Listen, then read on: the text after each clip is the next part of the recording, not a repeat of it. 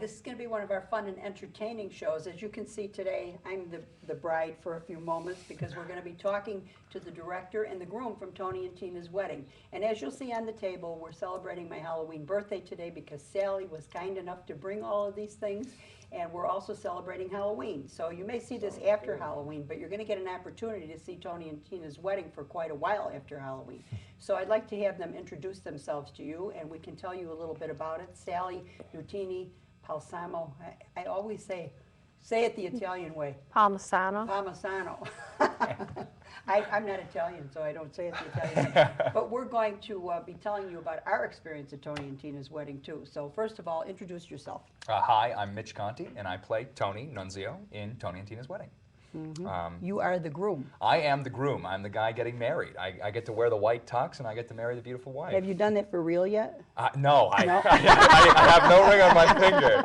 That's actually, it's funny because it's strange that I have to put on wear a ring all night, you know, and by the end of it, it's weird to take off. So. What are you going to do at your own wedding when you like forget that you're there for real? I think it's going to be funny that I say all these fake vows, you know, all these vows that, you know, they mean something, but they're not real. So it's going to be interesting when I get to say. You got a lot of practice. Yeah, exactly.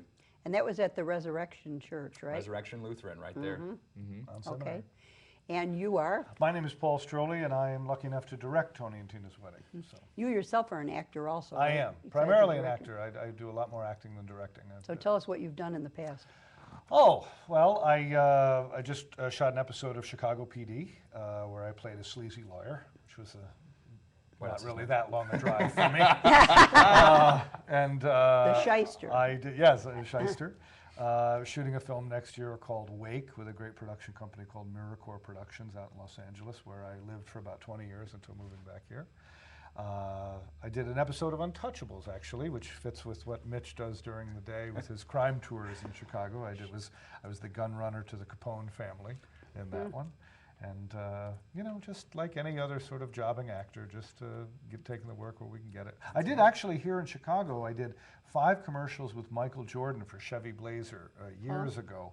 I did a bunch of spots for, he was the cool guy who got the Chevy Blazer, and I was the nerd who bought the Ford Explorer, and we just kept running into one another everywhere we went. So that was a lot of fun. The nerd that bought the. Yes, that was me, the nerd with the Ford Explorer. And Sally, this time, other than being a healing touch therapist and a registered nurse, you were a guest at the Tony and Tina's wedding, right? Yes, and it was just fantastic. It's a rebrought here, remake, and it's just wonderful. Rather than being in a stage, it is so imaginative that it actually takes place in the church.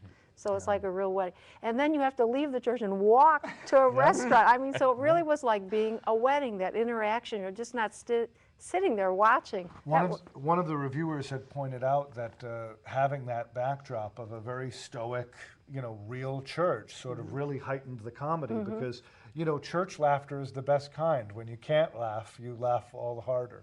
And we've certainly found that to be the case. Well, let's see. Let's tell them a few things that happened in the church. First of all, the photographer was flirting with me, which actually happened at my girlfriend's brother's wedding. Photos? I don't know. Why isn't he doing his job? He was busy. I was in the last pew, and he was busy talking to me. And then we had Sister, the nun. Yes. Yes. Sister Albert Maria. And she sang. She sang there. And, of course, tell us a couple of the other people. The mother. Oh, Josephine Vitale, Yeah. the Yes. mother of the bride, who is a force of nature, wonderful Chicago actor named Mary McHale, who's wonderful. Rick DeMarco, the videographer. Of course, all the groomsmen and bridesmaids. I was going to say, Roy Zacher and Robbie Johnson up there being my 2 best men. But yeah, you know, and then we get married. Obviously to the wonderful Hannah Aaron Brown, who is Valentina Vitale. Robin Bussell, who's Donna, Luciana Bonifazi, you know, all Irish people in the show. Yeah, I noticed that. But now, how did this get started? Because now, years back, Sally saw this, I saw it. It was at, I'm trying to think. Piper's Alley. Piper's Alley, yeah. And were you involved in it then? I was Vinnie Black in that production. I was the Cadillac of Caterers, the role that has now fallen to Brian Noonan, who's on WGN Radio. He's a talk show host on WGN, and he's a brilliant Vinnie Black. He does a wonderful job with it. But I did the first Chicago cast, not the original cast of the show, which was 1988 in Greenwich Village in New York, but the first Chicago cast. And So that's when the was one, that we saw it? That was 93, and I believe it was 92 or 93. And that production ran for 16 years and played to over 1 million people. Whoa, I had no It was, idea. it was quite a run. We also had the priest at our table at the reception. Oh yes. Yes. Billy Minshall is that actor's name. He's wonderful. Yeah. Had he sought some solace in the grape by the time he got Oh, to yes, he your table? did. Yeah, well, it's interesting. You know, we had a priest one time. I worked in a psychiatric unit at a hospital in the suburbs. And one day he sat me down and said he never took the vows of poverty or chastity, which I thought were kind of different. But he kind of reminded me of him. It was like, A little loose. yeah. I don't know if that's possible. What, Did not do that. Not taking Yeah. the vows? Those Right. are diocesan priests, which is different than an order priest. Order priests are in a community. Yeah. Diocesan are diocesan. They're looser. Okay. Now we know. Now you learned something. They're you not didn't like know the before. Jesuits. The diocesans are not like the Jesuits. I see. So he was telling the truth. Yes. Okay, back to the party though. Sally's worried that you're going to be worn out because there's so much action that goes on at that party. Well, it's a party, you know. I'm getting married, and I want to, make sure that everyone at my party is having a good time. So the best part of doing that is making sure I have a good time. So I get up there, I get to have a dance, and I'm dancing the whole night. I You think, are. It's How- nonstop. It's nonstop. It If is. you're not stopping traffic. if I'm not stopping Okay. traffic. All right, tell that story. I get to walk the whole wedding party You down walked the up. street from Yes. from Resurrection Resurrection Lutheran. down to Chicago Theater Works or Vinnie Black's Coliseum. And so I stop traffic on Belmont Avenue, and that means I have 170 to 190 people walking down the street. And I want to make sure they don't get hit, so I'm stopping Yeah, traffic. but you're in a tuxedo, but you had a white one. I'm on in a you, white right. tuxedo, stopping traffic, and He's visible from space, basically. and I got a Tino. cop across the street yelling at me. He goes, "Hey, what are you doing?" And he's not in the play. He's not in the play, and I got to stay in character. You know, I've got all these people that are in the show and audience members, and I'm making sure they're. And I shout back, I go, "I'm getting these people down to my reception." He shouts, you can't be directing traffic. I go, how else am I going to get them to my reception? He goes, "Are you giving me attitude?" And this I'm like, I got to stay in character. I shout back, "Yeah, I'm giving you attitude." He goes, "You want to go down to the precinct?" I shout back, "It wouldn't be my first time." And finally, there's a break in the people, and I wave him over. I go, "Listen, I'm just an actor. I really can't go to jail right now." He goes, "I can't have you directing traffic." And he goes, "Well, what do you want me to do?" And he sighs. And the Chicago police officer, he starts directing traffic, and he handles it the rest of the night. So, I mean, the thing is, with this show, it allows for such improv to take place. You know, obviously there's the narrative, obviously I'm getting married, and there's points in the show that we want to get across to our audience members. But your experience is going to be as unique to you as it will be to the person next to you. You know, and there's going to be these different experiences for all these different audience members. Well, there's so many variables: where you sit in the room, where, what family you're close to, where you sit in the church. All of these things are variables that change the evening. Because really, I mean, what would you say? About 25% of the evening is scripted, if that. More like 20%. Oh, really? That's all? Very That's little it. of it is actually formally scripted. Well, I don't know if you're familiar with Vito Zotto. He's been on this show many times, and we've gone to see his show many times. And he's a one-man show, and he sings beautifully, and he does interaction with the audience. I must have seen it 55 times now, and it's different every time because the audience is different every time. You don't know how they're going to respond to what he says. Well, the audience is most of our cast. I mean, we have 23 people in our cast, and then another 170 people, but everyone is in the family of the evening. So that's 170 cast members as far as we're concerned, or family members. I The should food say. was good, too. I had 2 helpings. It's very good. It's very It good. was And we Yeah. want to make sure that the audience gets second helpings, you know? If we've got leftover food at a wedding, you're more than welcome to get back up for the buffet. Well, I had no trouble doing that. It was like, we had pasta, and we had, it was very good. You get Sausage. the Sausage. pasta, bread. You get the Sausage. champagne toast at the start of the evening. You get the wedding cake at the end. Really, when you look at it, it's interesting because the tickets are $75 or $85 depending.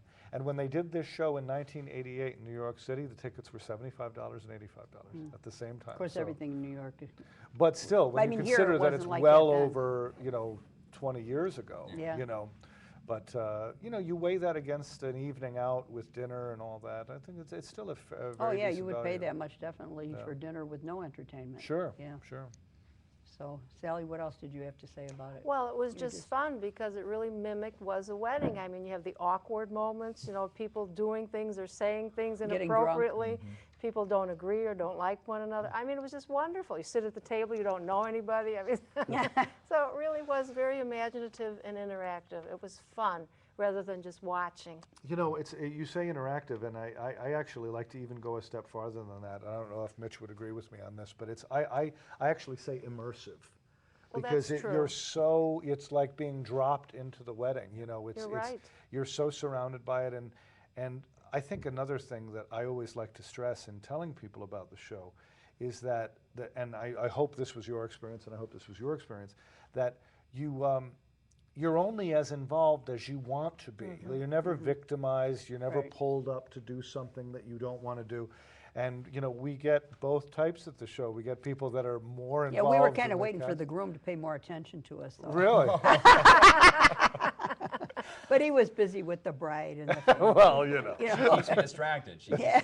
I think the best part about being the groom or the bride at the wedding is that no matter what, we invited you to our wedding. So we know you on a personal basis. I think that's the best in I've ever had with doing a show like this is that anybody I interact with, you're instantly a friend or a family member to me because you're here at my wedding. And it's just so easy. It's so welcoming. Well, you and gave us open. both a hug right outside the I church think before I we remember. even knew who you were. Oh, he hugs everybody. It's as soon as I see you. I saw you right away. Oh my God, it's so good to see you. Been ages. Oh my God. Where else can you go and get kissed by a 26-year-old, right? Ladies, line up. It's fun. Tell her about the what happens with Hannah with the dollar dance. Well, the dollar dance happens, and we invite all the women to line up in front of the groom, and we invite all the men to line up, and you give us $1 because we got to get some money for our Honeymoon. honeymoon. And the bride, the actress who plays her, Hannah Brown, she's getting a little envious, I think, at the amount of Money you're getting? women that line up in front of He's the got groom. 20 women, and she's got 2 guys who don't want to be there. So she gets $2 and he gets 30, and she's starting to feel really shortchanged in it. I think there's something to be said about you're inviting people up, and I usually give a twirl and a dip to most of the people that are coming up to dance with me, and I kind of missed that. Did you see that? Oh, yes, I got up and danced. I was going to say. Oh, I- you I did got get up and yeah, dance, yeah, that's I right. invited you to I dance. must have been By the way, he's talking got to change somebody. for you, too. Oh, okay. But it's interesting too, even during this, when they line up and dance with me, I've got maybe 30 seconds, a minute to at least make some sort of impact. Some people come up to me and they've already got a story of their own. That they have a history with Tony and they're ready to tell me already. And as an improviser here in the city, whatever they tell me, I'm going to just say yes to it and add on to it and add on to this story that they've already created in their heads. Because if they're bringing it to me, I might as well use it. So it's been a lot of fun with that experience. Well, I'll tell you, at our wedding, my husband's aunt had never had a drink in her life. And somebody came up to us and said to my husband, your aunt is drunk. He said, my aunt's never had a drink in her whole life. But the mistake was they sat her next to my aunt, who was a martini drinker, who gave her a couple of martinis. Oh, wow. That was. But You that's gotta the be best very part, careful. is that we've got those types of events happening at this wedding. Like we try to make sure that it feels as much of a real wedding as possible. Well, I Like, said it's kind of like my cousin's wedding, where my uncle, who was her father, and the future groom got in an argument over paying a bill the day before, and they weren't even speaking. The wedding was about to be called off. My father, though, was the great negotiator. He said, listen, you guys can pay the bill for me anytime. But the morning of the wedding, I went down in the hotel to see the decorations in the ballroom, and they were putting up 25th high school reunion decorations. And I said, oh my God, this is my cousin's wedding. They said, oh my God, we double booked it. So everything from her wedding had to be changed to the restaurant at the other end of the hotel, which I might add already had entertainment. The cake was like the Leaning Tower of Pisa. It was kind of a fun disaster, but it was kind of like you could make a play out of that one too. Well, I think, Yeah. and I think that's what people embrace, because everyone has, I mean, maybe not all at one wedding, but Mm-hmm. anyone who's been to more than half a dozen weddings where we hit a point in life where we've been to a number of them. It's sort of like a hybrid.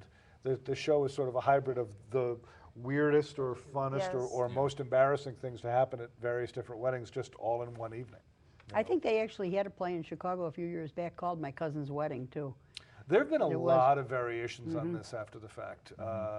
Tony and Tina's, then here at Piper's Alley, they did Tony and Tony's wedding, which was the gay wedding Oh, that I they didn't followed see it with. that. They did that one. And then, of course, Flanagan's Wake, the Irish Wake, Oh, was that's sort funny. of following up on the theme of it. But it's nice to be doing the one that sort of created the genre, really. You know, it was the first one. You know. So is this your first directing? No. I had a theater company in Los Angeles called Sea Glass Theater, and we did a number of productions there when I lived there, and I was the managing director of that theater company, so directed a number of plays with them. And it's funny because, you know, you think that my initial thought in directing was that I would be envious of the actors because I'm primarily an actor, and you know, once that opening night rolls around, you're just like, oh, I wish I was up on the boards. But it's really not that at all, because I feel like a coach of a very successful team, and I'm just so proud of all of them. They're just such. You a also wonderful have a cast. great singer, a male singer. Yes, that's Micah Speyer. entertaining. He kind Yeah. of reminds me of Rod Stewart, but I mean, they sing a lot of interesting songs. He's laying on the floor, and then he's up, and Yeah. he's jumping up He and is down, jumps wild. off the stage. Did you jump off the stage too? Trying to remember who was doing what. Brian kind- Noonan introduces him as a cross between Mick Jagger and a slightly thinner Mick Jagger. Is his description of him. No, Micah Speyer is a brilliant talent, and we actually, he's our only import. Mike is our only import. Everyone else, the other 22 people in the cast, are all local Chicago actors. But we brought Micah in from New York. He had done the 25th anniversary production of Tony and Tina's off-Broadway. And we said, you know, until we get our sea legs here, let's start with Micah and then, you know, see how that goes. But he's wonderful. He's really good. The music is wonderful throughout the whole play. Well, it's kind of a fun 80s. place to go for even for your birthday or for something for a bachelorette party or. We even had a proposal last week. Did you? Oh, Oh, yeah. Well, at Piper's Alley, we used to get a couple of proposals a week. This was just our Oh, first one really? here, but yeah, a lot of proposals. So do they set that up with you first? We got a whole protocol we do. We talk to a guy takes care of it for you. Yeah, we have a sort of a little background stuff to sort of make sure that the potential bride and groom are in the right place at the right time, and we'll leave it at that. For it being my first experience, it was just handling somebody proposing at our show. It was so beautiful. Honestly. Can you tell us how you did it, or would it ruin it for the I think future? it might Okay. ruin for the future, so we might have Okay. to save it. But it was honestly, it was just so gorgeous. And then you look at the audience members, and they're realizing that they're all a part of that with those two people. And they were on their feet, weren't they? Yeah, the audience. Yeah. People got up. We were cheering. I was on two. I somehow ended up on two chairs and the table and. So do they think, the audience initially, do they think it's part of the play when it starts I think out? initially Yeah. they do, and then all of a sudden they realize that you can tell by the collective, the volume, because when we notice that with the show, when the volume drops, it's basically people leaning in.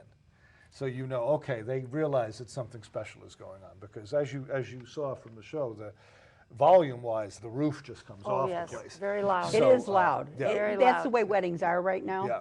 And it is loud. And it's definitely adult entertainment, I will say too. I wouldn't take children there. Yeah.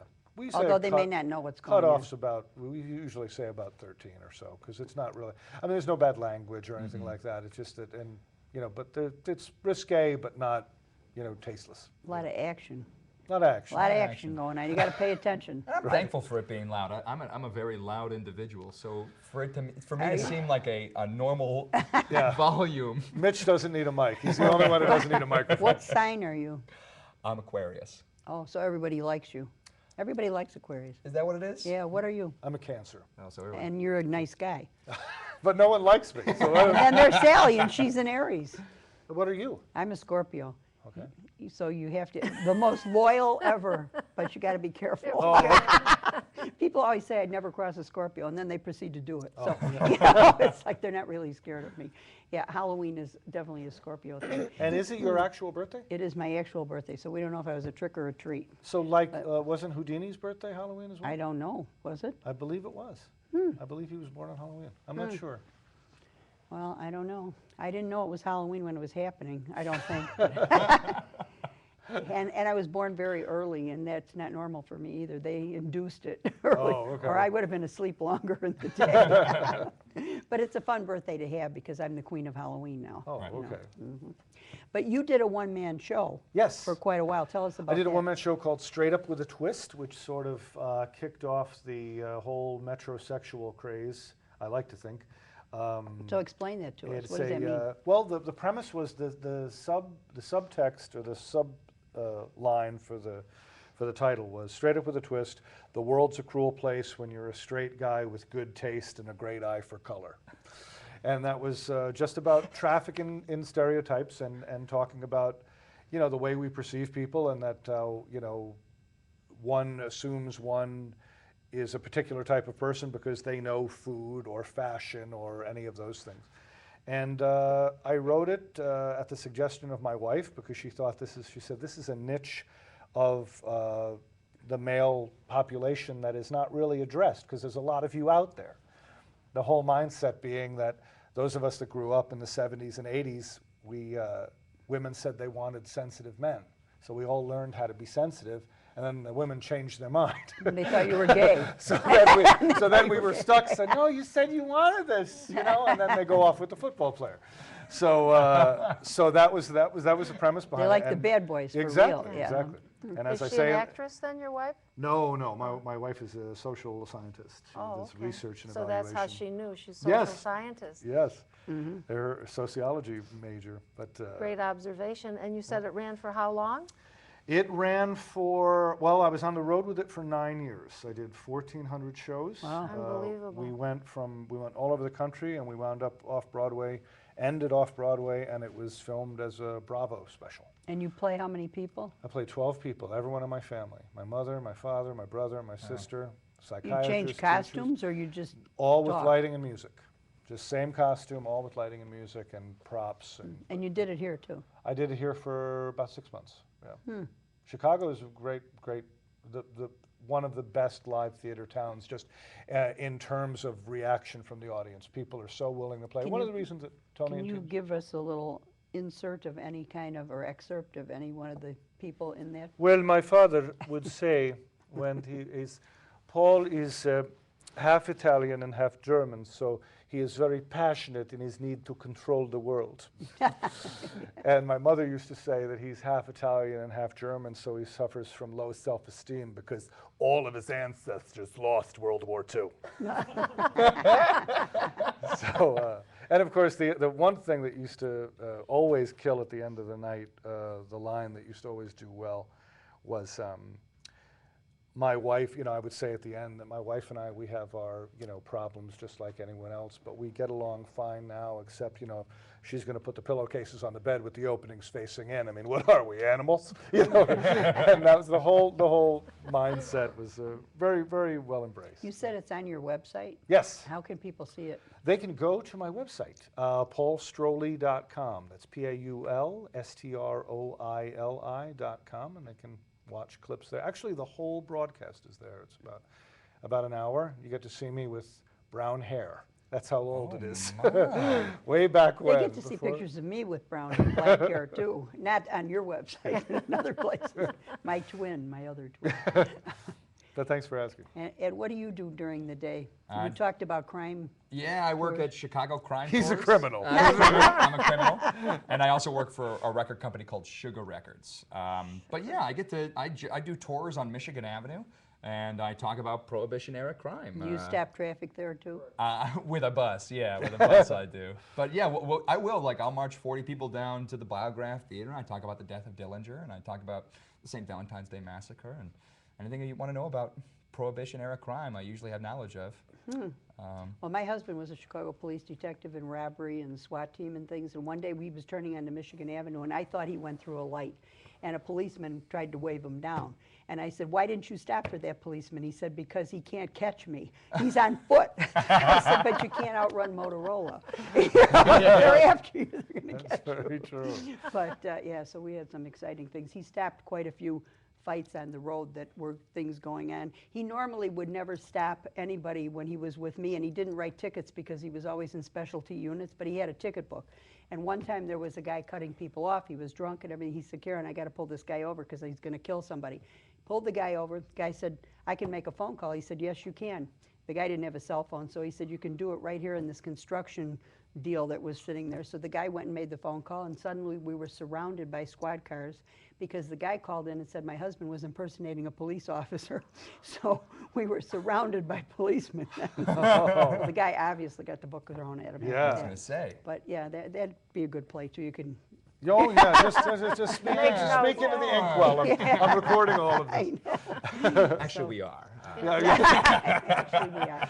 Oh, thank you. So we only have a few minutes left, so if you want to tell us a few more things about Tony and Tina's wedding, I just want to say it's a great party.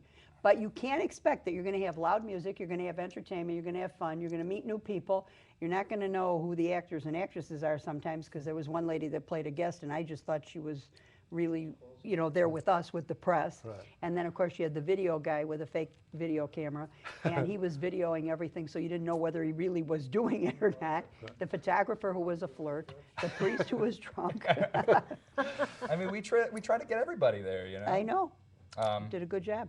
We should say how people can get tickets. Yes. It's TonyLovesTina.com.